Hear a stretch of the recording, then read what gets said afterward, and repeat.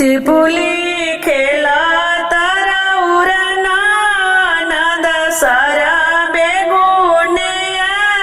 गोर हो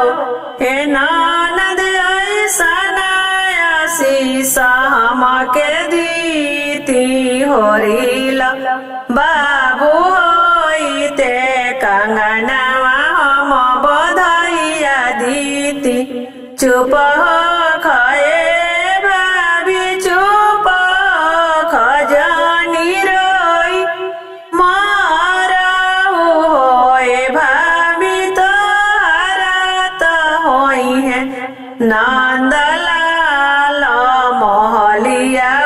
उठी सोहर घरी राती बीतले पर राती अमरुति सारे राती हो हे लाला न सुकावा उगत बाबू जान में मोहलिया उठे सोहर झापी में से कोढ़ली कंगनवा फुफुतिया में चोरावेली हो हे ननद करीना खरहिया के अजोर कंगनवा मोर भूला गइले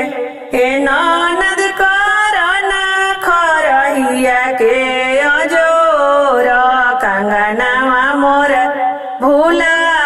गइले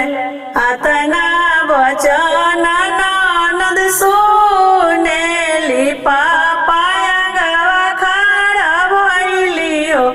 हे पापाजी पहिले भाभी बकसेली कंगनवा पाछे हो पाछता गइली दुआरा से ससुर मोरा आइनी आंगनवा बीच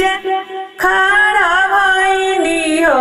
हे बहुआ देई दना हाथ के कंगनवा दुलारी बेटी पाहुन हे बहुआ देई दना हाथ के कंगनवा दुलारी बेटी पाहुन भइल होरिला मते जबे नैहरवा रुसी जाइबी हो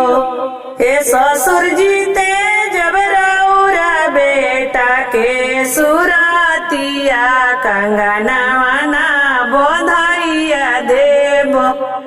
अतना तसवा खेलत तू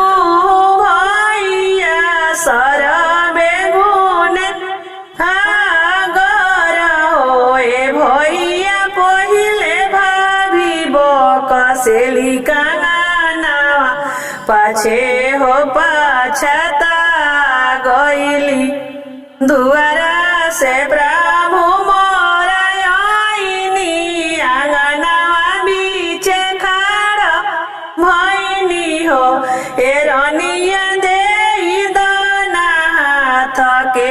कंगनवा दुलारी दीदी पाहुन ए रनिया देई दना हाथ के कंगनवा दुलारी दीदी पाहुन भइल होरिला मते जबे नैहरवा रुसी जाइबी हो हे प्रभु जीते जब रौर लाली पलंगिया कंगनवा ना बधाइया देबो हे प्रभु जीते जब रौर लाली पलंगिया कंगनवा ना बधाइया देबो पखाए दीदी चुप खजानी रोई मारहु हो हे दीदी करब में दोसर बिया कंगनवा हम बधाइया देबो हे दीदी करब में दोसर बिया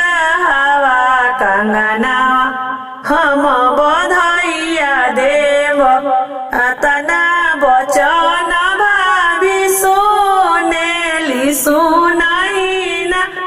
पावेली हो ए ललना फुफुती में से कोढ़ली काननावा अंगनावा बीचे भी